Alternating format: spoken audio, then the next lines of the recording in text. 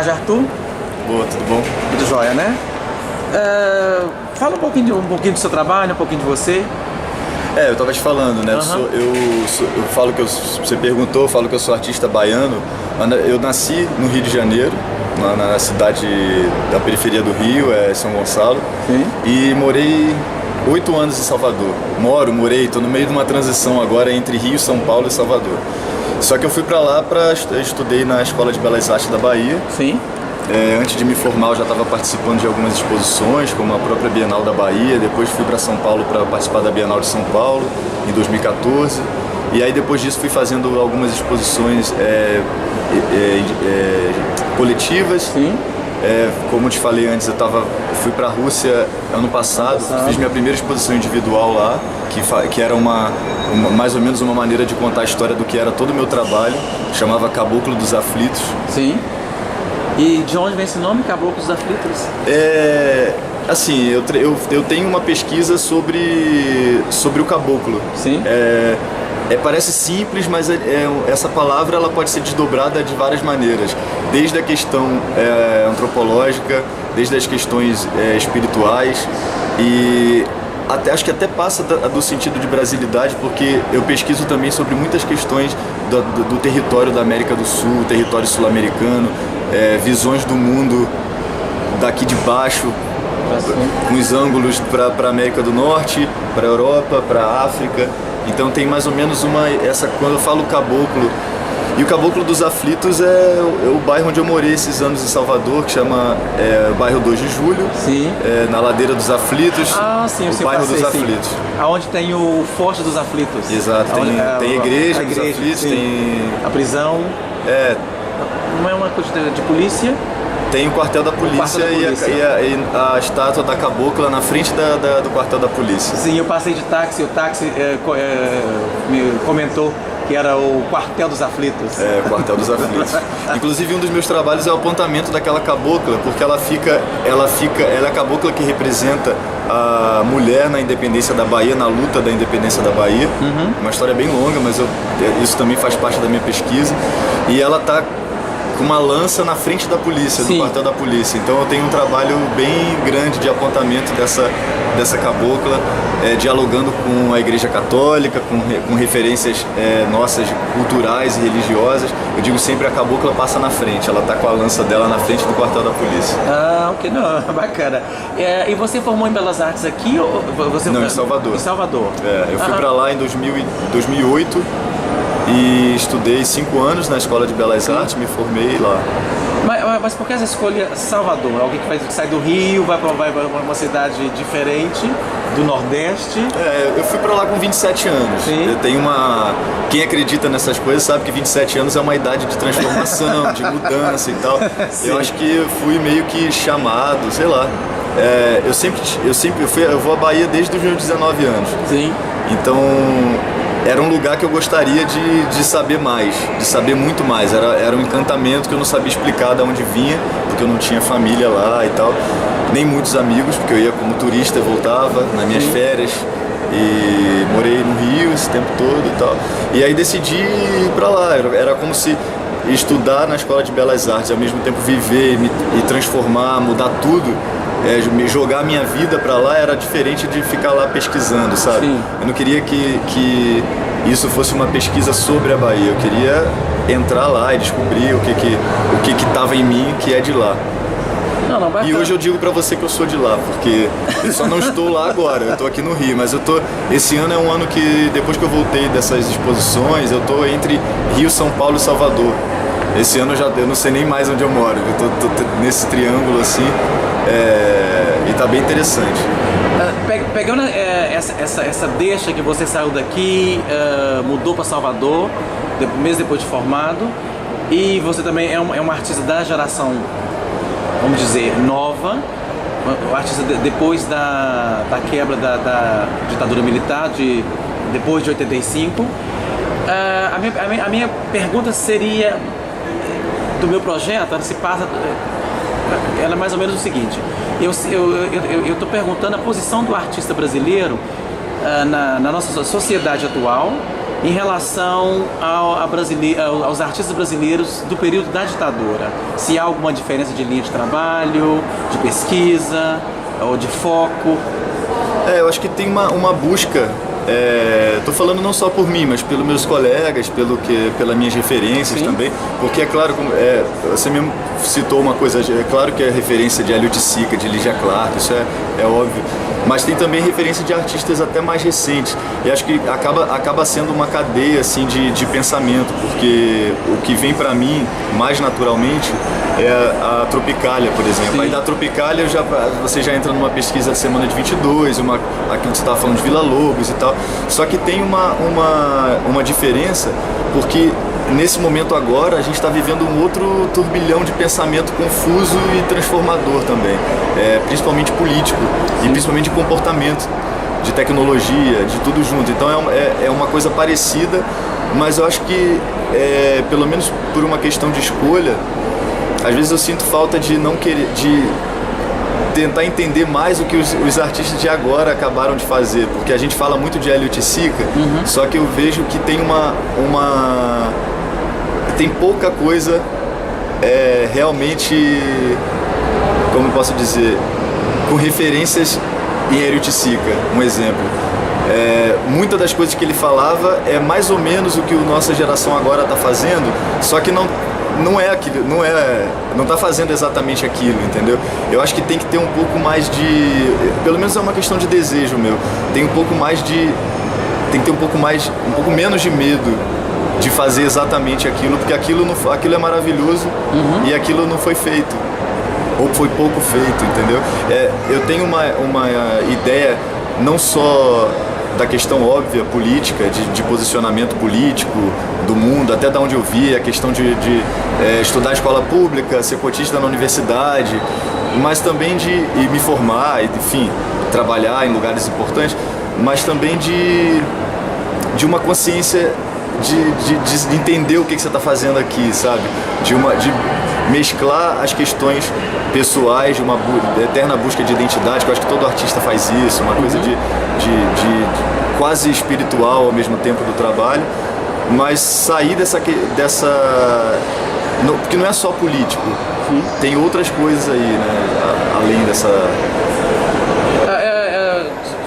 Você mencionou o Hélio, e eu vejo que não vejo, mas os artistas do neoconcreto, especialmente o Hélio e a Lígia Clark, eles estavam muito ligados à filosofia do Merleau-Ponty, que é fenomenologia.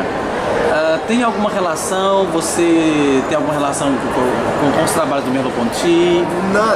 Eu acho que eu tenho mais uma preocupação, talvez, em fazer um esforço de, até citando Lígia Clark de novo, de desmistificar um pouco a arte contemporânea da maneira como ela está apresentada, até por uma questão de entender as pessoas que estão à minha volta, dialogando comigo nesse trabalho.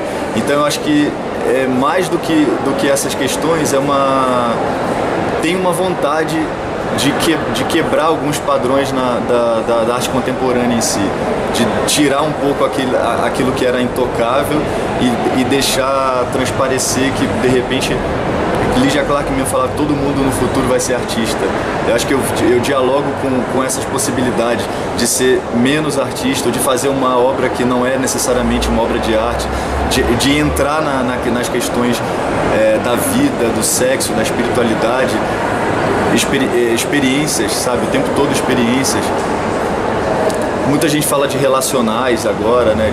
De experiências relacionais, mas nesse sentido dessa preocupação com uma coisa experimental, uma busca do que algo que já está formulado para poder trabalhar com aquilo e poder seguir uma inspiração ou uma linha de pensamento. Não, eu acho que mais ou menos entendi. Mudando um pouco de assunto, uma coisa curiosa que você comentou, que você está apresentando um trabalho amanhã lá no Cosme Velho, que é um espaço novo que abriu. Eu tenho notado, principalmente em Belo Horizonte, por onde eu passei, até onde eu venho, então fica fácil de analisar, mas eu também observei já aqui no Rio que tem muitos espaços novos de arte surgindo. Você acha que com o surgimento desses novos espaços, isso tem melhorado a condição do artista, a visibilidade para o mercado de trabalho, exposição? Eu não sei te dizer necessariamente, porque acho que faz parte do que a gente está vivendo agora, faz parte de uma adaptação, de uma reformulação. Lugares e espaços alternativos, de repente museus que eram muito fechados estão abrindo para novos artistas ou para novas experiências na arte, e eu não tenho percebido uma queda, mas sim uma vontade de experimentar coisas novas e de abrir espaços novos, de fazer coisas na rua, de fazer coisas em espaços que não era necessariamente para arte. Como, por exemplo, eu trabalho muito com igrejas católicas, por exemplo, fazendo obras para serem apresentadas dentro da igreja, isso é uma vontade. E por que essa preocupação, essa vontade de trabalhar com a igreja católica? É uma vontade, eu acho lindo. Acho que a igreja católica tem uma possibilidade muito grande de percepção. Eu trabalho com arte, espiritualidade, alguma coisa um pouco misturando referências que eu tenho de todas as religiões, pelo menos daqui do Brasil, que já é muito, né? Já é uma coisa diversa pra caramba. E eu acho que a Igreja Católica ela tem um peso de ter sido a nossa referência mais forte, pelo menos das famílias mais tradicionais do Brasil e tal, que não tem que também tem as religiões afro-brasileiras, mas que ali acaba tendo uma coisa a própria arquitetura, o próprio acervo que existe ali. Então acho que dialogar com a questão da arte, da questão do sofrimento, da beleza, da delícia, da tragédia, de todas as explicações para o que a gente é, para o que a gente virou, eu acho que tem uma salvação por trás daquilo ali, sabe? Uma vontade exatamente de ocupar aquele espaço que eu sinto que eu nasci ali, fui batizado sem querer. As famílias são católicas e não são. O brasileiro tem muito uma relação, mais ou menos como é aquela história que a gente fala, eu sou católico não praticante. Isso é muito forte no Brasil, esse católico não praticante. Então essa relação que a gente tem com a igreja para casar, às vezes a gente nunca vai, mas vai para a igreja para casar, vai para batizar e vai para casar. É muito comum isso. Então é de minha vontade ter esse momento de poder fazer arte também lá dentro, já que eu não tô casando ainda. Sim, não, tudo bem, mas você acha que a igreja vai aceitar ou já aceitou? Já aceitou. Na Bienal da Bahia eu fiz uma ocupação de 100 dias, 3 meses na Igreja dos Aflitos, que era do lado da minha casa. Sim. E convivi com o espaço onde eu estava mostrando minha exposição sobre o Caboclo da Independência, sobre o Caboclo dos Aflitos, ao mesmo tempo que rolava as missas, e era uma coisa acertada, o padre permitiu, a gente ficava junto ali. A própria Bienal da Bahia também relacionou o Mosteiro de São Bento, de Salvador, com outras obras. Eu também participei lá fazendo uma performance no centro da igreja, e depois os trabalhos estavam lá em cima falando de diversas coisas, independente de serem espirituais ou não, políticas e etc. E depois disso em outros lugares também. Então sempre foi um lugar onde tem uma produção histórica de arte, de pensamento, e que eu acho que resgatar aquilo de uma outra maneira é incrível, fazer junto com um templo funcionando, entende? Eu acho que é como se fosse pegar pra gente de novo uma coisa que é nossa. Mas será que Não, eu não quero dizer que eu estou entendendo você dessa maneira. Dessa loucura toda, mas não que não é loucura toda. É só para ficar um pouco mais claro. Será que você está preocupado com a coisa de a reinvenção da Igreja Católica? Uma reinvenção da utilização daquele espaço? Não, é claro que eu tenho umas ideias malucas na minha cabeça, que eu acho que a Igreja Católica tem muitas possibilidades de reinventar, de salvar um monte de coisas aí que estão perdidas no mundo. É uma viagem que eu acho que eu gosto de ter, e é uma coisa que meu avô sempre falava pra mim: a igreja sabe de muita coisa, e de repente um dia eles podem falar a verdade e tudo ser maravilhoso e incrível. É uma possibilidade. Sim, sim. e pelo menos por enquanto eles ainda são grandes, ainda não tem outras coisas se transformando e tal. Mas eu tô falando mesmo pela questão de beleza, do que toca a gente. Porque... Mas uma outra coisa que eu acho que eu não tô querendo te cortar, mas uma outra coisa interessante que eu noto é que você saiu daqui, foi para Salvador, onde a Umbanda é bem grande. É o Candomblé. O Candomblé. A Umbanda é mais no Rio de Janeiro. Oh, sim, desculpa. Então, desculpa. Então, corrigindo, então, o Candomblé no Salvador é bem forte. Então, aqui se tem Umbanda, eu venho de Minas Gerais, então isso não é tanto como não é tão como Salvador no Rio. Mas e eu entrevistei artistas de Salvador que estão muito preocupados com essa questão ligada mais à questão do Candomblé. E no seu caso, eu vejo, apesar que você formou em Salvador, eu vejo que você a preocupação está mais centrada na Igreja Católica, por um outro lado. Não que é um outro lado esteja mais centrado, eu acho que o Candomblé está todo ali dentro. Sim. Acho que quando eu faço um trabalho que eu falo do caboclo, eu tô falando do caboclo de vários caboclos. Não, sim, eu entendo esse ponto. E é dentro da igreja, é o caboclo da Umbanda. Sim, eu entendo esse ponto. Aí a Umbanda é de São Gonçalo, que é o lugar onde eu nasci, sim, que é aqui do subúrbio do Rio de Janeiro. Em Salvador tem mais o Candomblé, só que eu cheguei em Salvador há 8 anos atrás e, na verdade, o que a gente acha que existe em Salvador, as pessoas em Salvador são evangélicas. Existem muitos terreiros de Candomblé, claro, é muito mais forte isso, eu tô vendo o tempo inteiro. Talvez em Cachoeira é mais forte.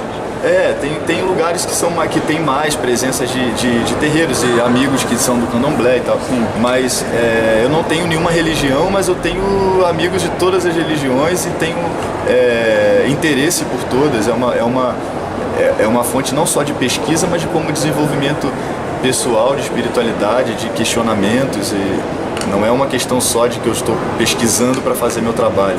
É uma questão de vivência, de vida, que eu estou fazendo ali o tempo inteiro que eu dialogo. Tudo que eu faço, que é da Umbanda e do Candomblé dentro da Igreja Católica, é uma vontade exatamente de experimentar até onde isso pode acontecer. Na Bahia, por exemplo, as pessoas falam muito livre sobre isso porque tem uma liberdade um pouco maior. O próprio Candomblé, ele está nitidamente na vida das pessoas na Bahia de uma maneira forte, no carnaval, na rua, nas coisas que se come, de uma maneira bem forte, assim, bem mais do que nos outros lugares, bem menos do que preconceituosa, talvez.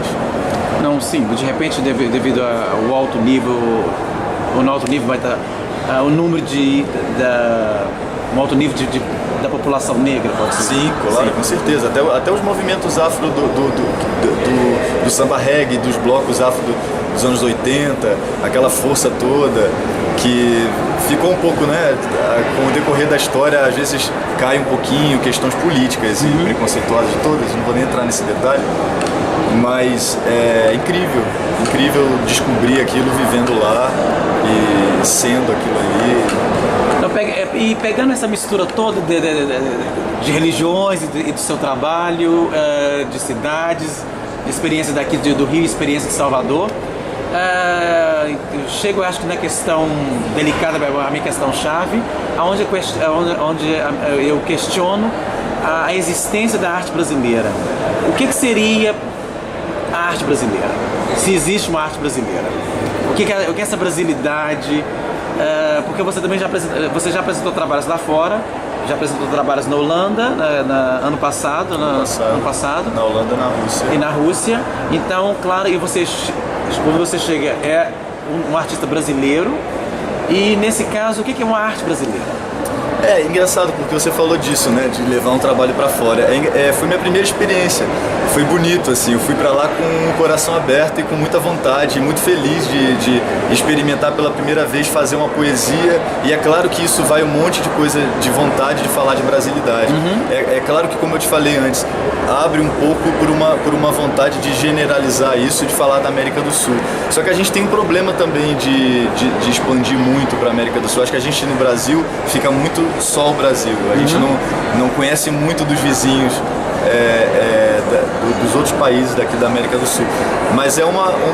E por que você acha que o brasileiro, talvez o artista brasileiro não se interage muito com esses artistas vizinhos? É a língua? Eu acho que não é a questão do artista, eu acho que é uma questão da nossa própria cultura. Eu não sei te explicar agora, a gente pode falar de várias possibilidades. Sim. Mas é óbvio, você também sabe disso. A gente não tem tanta facilidade, tanto conhecimento, tanto diálogo com os países daqui do lado. Sim.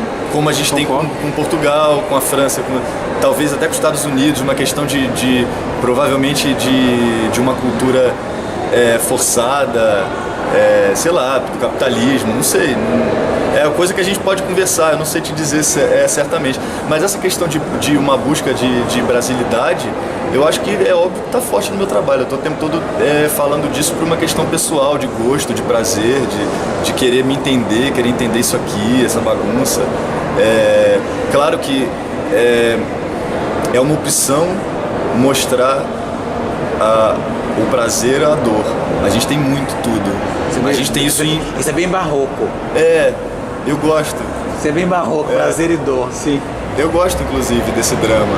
Eu acho que faz parte dessa cor forte, essa é uma questão pessoal só de gosto. Mas, assim, eu tenho amigos que estão produzindo junto comigo e não necessariamente fazendo a mesma coisa. Tem uns que vão só pelo lado da dor, tem uns que vão só pelo lado da história, outros criam história, outros potencializam alguma coisa sobre tudo, sobre nossas questões. Mas eu não sei, é uma pergunta muito que eu também queria saber responder mais fácil. Quer dizer, nem sei. É interessante ficar aqui querendo inventar uma coisa rápida para te responder sobre isso. Porque é naturalmente o que eu faço, mas na hora de falar a gente fica meio... Eu não sei se é natural de todo lugar, eu não sei se de repente alguém que está na França tenha a mesma vontade de ficar tocando no assunto dessa... Não falando do próprio lugar, mas querendo entender o mundo a partir dali.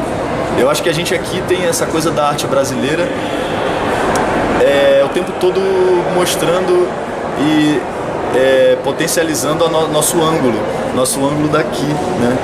Essa visão do mundo assim, como eu te falei, América do Norte, África, Europa e existir dentro desse mundo desse jeito, porque é diferente, né? Não, sim, eu acho que sim, pode ser diferente. Não, Você quer... Embolei, né? Não enrolou, não tem nenhum problema. A questão, eu pergunto, mas o artista, a pessoa responde o que ela quiser, não tem nenhum problema. Eu dei um truque. Mas você quer acrescentar alguma coisa? Acha que faltou alguma coisa que eu não perguntei? Alguma coisa que você gostaria de acrescentar?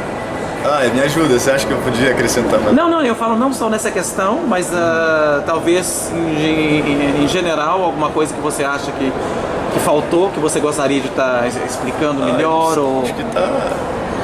ou do seu trabalho, ou qualquer coisa que você acha que você queira acrescentar. Eu acho que assim, é interessante também, uma coisa que eu acho que você perguntou, mas eu não entrei muito, dessa questão das gerações. Eu acho que agora tem muitas possibilidades de ser artista.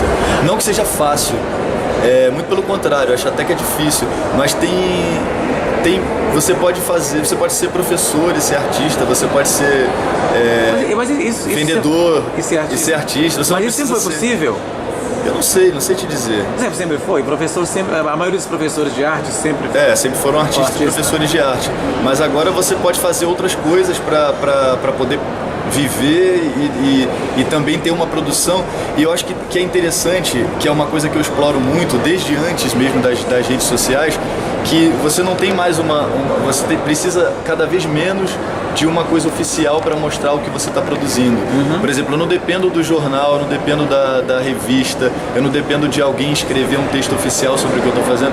Se eu quiser, eu faço minha poesia e eu, através de qualquer meio na internet, de um blog, do Facebook, do Instagram, do Flickr, de qualquer plataforma, eu posso fazer uma conexão com várias pessoas ali. Então, assim, eu não estou falando sobre visibilidade, quem ganha mais dinheiro, só que eu estou falando de uma questão de existência, de desejo, de comunicação, de relação com a própria arte. Então, assim, a diferença de hoje é que existe inúmeras possibilidades. Você pode, inclusive, ser a pessoa que trabalha aqui no CCBB, trabalha em qualquer lugar, até no café do CCBB, mas você tem sua produção pessoal de desenho, de fotografia, seja lá o que for, de texto, de poesia. Você cria sua plataforma e você dialoga com as pessoas. É uma opção ou uma sorte você vender e ganhar dinheiro com aquilo. Só que existir naquilo, eu acho que a gente vive essa possibilidade.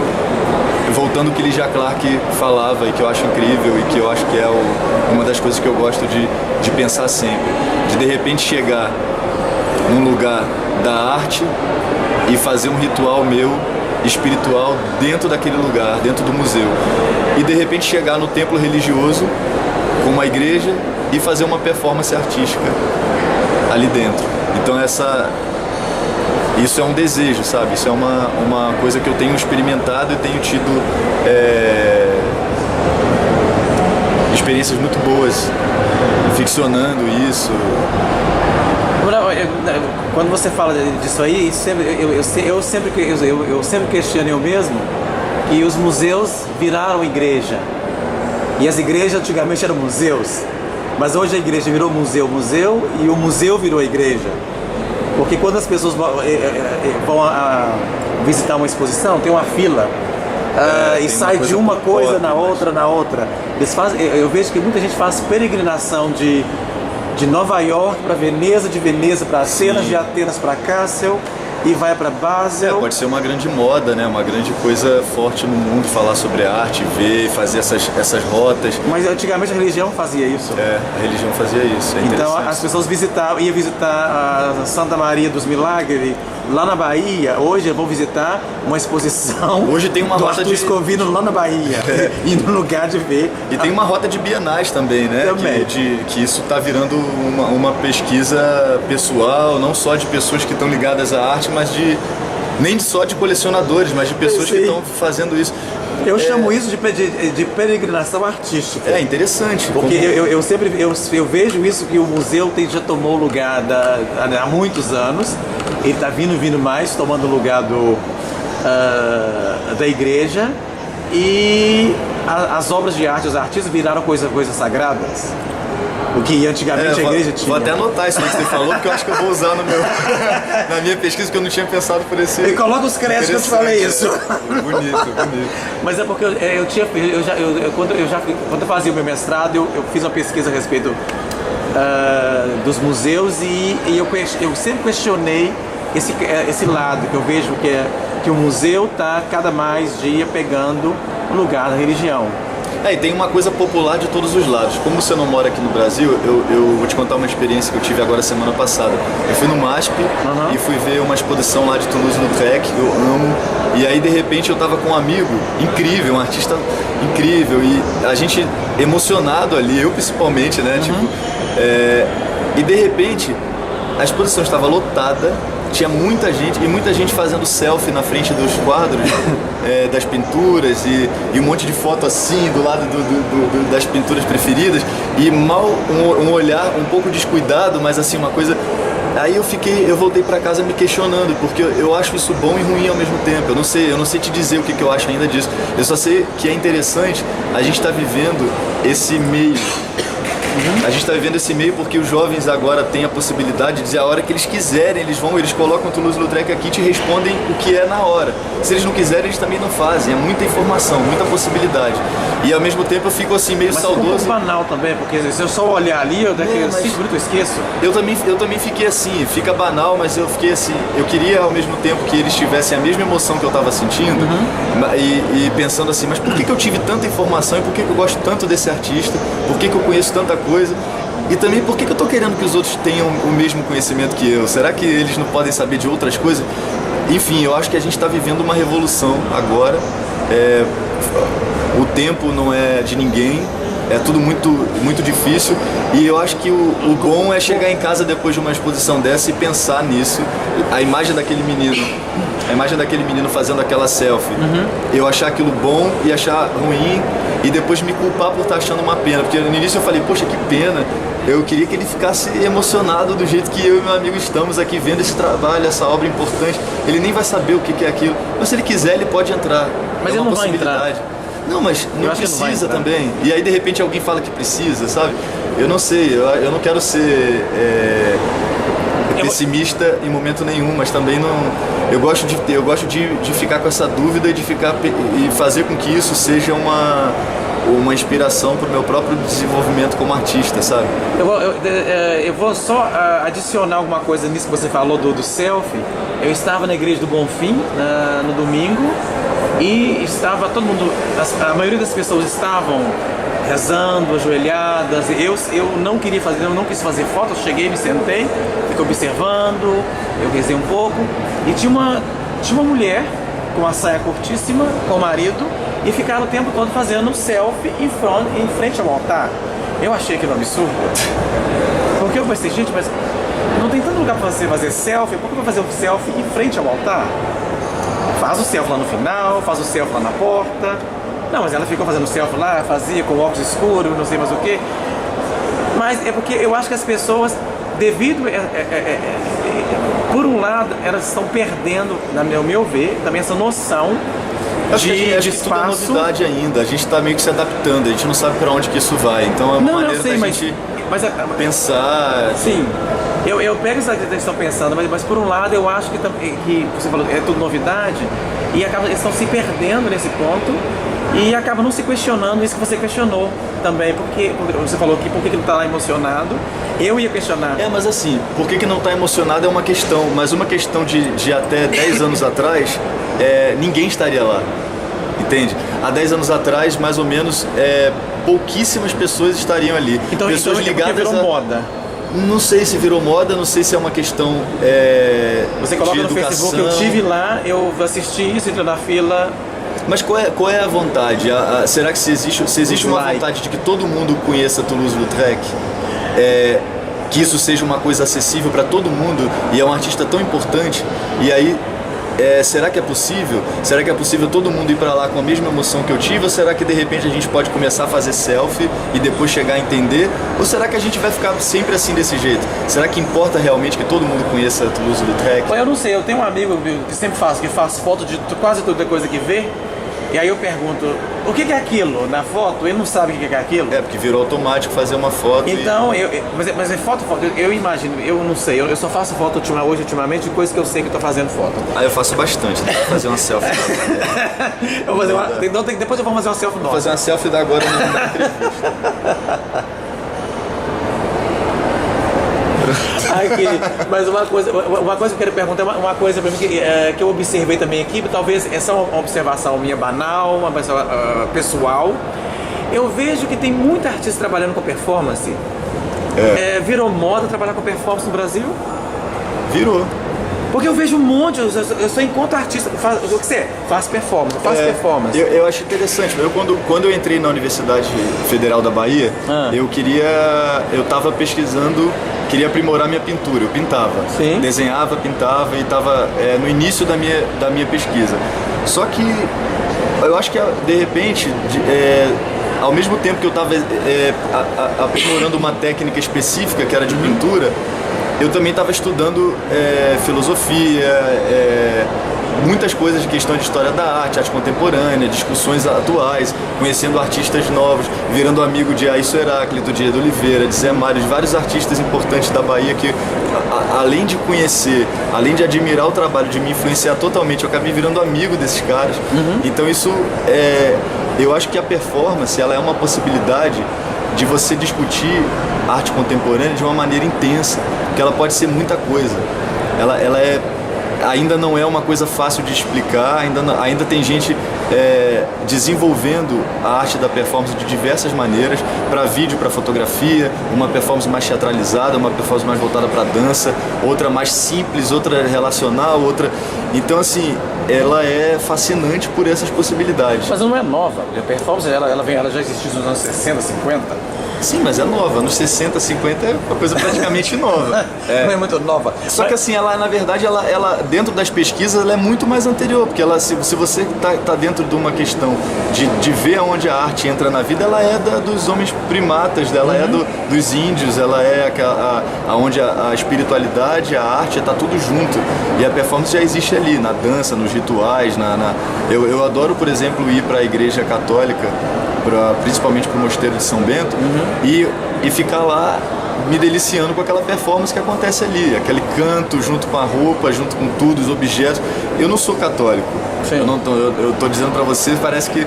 Mas eu acho que aquilo ali faz parte de uma coisa. Como eu não frequento muito, nunca frequentei durante a minha vida, o meu olhar agora, para uma pessoa que pesquisa performance, a emoção que eu sinto ali dentro é a mesma de encontrar a performance, vamos dizer assim, porque ela pode ser muita coisa na vida ali, sabe? Sim. As pessoas que estão fazendo aquilo, ir para assistir um casamento, por exemplo. No momento que a noiva entra, o noivo já está no altar e joga o arroz e faz aquilo tudo, aquilo é emocionante para mim. Sim. Ver aquilo de uma outra maneira ali é uma performance natural da vida que todo Sim. mundo repete. Sim. Então é uma inspiração muito grande. Mas aquilo é uma performance, mas também é um ritual, porque o que você falou que você vai à missa para ver essa performance que eu chamo de ritual, eu já assisti uma missa no Vaticano e a minha paixão, eu queria de ir lá, a minha vontade de ir era tão grande devido o ritual, que eu acho que o ritual ele é mais bonito do que... E a minha performance ela é ritual, você vai ver amanhã. Ok, então deve ser que você está bebendo bem na fonte da religião. Mas essa pergunta que eu faço de performance é porque eu vejo muitos artistas que eu estou conversando, a maioria faz performance, e eu olho performance. É porque eu acho que eu, por exemplo, faço menos performance do que outras coisas. Eu trabalho com vídeo, instalação, fotografia, desenho e performance também.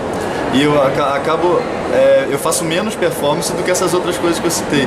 Só que, de repente é moda mesmo, de repente é o que as pessoas estão mais vendo e estão mais querendo ver, e estão querendo saber. E as pessoas, o público, eles vão a performances?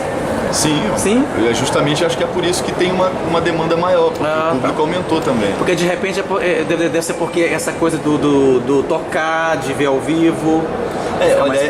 E até na universidade, por exemplo, ela é uma coisa que junta as pesquisas. Sim. Por exemplo, na Universidade Federal da Bahia, eu fiz junto com o Zé Mário, depois logo o professor Biriba que está fazendo, o Festival de Performance da Galeria Canizade, que é da Escola de Belas Artes. Sim. Já está na 7ª, 8ª edição. Eu participei até a 5ª, construindo e fazendo performance também.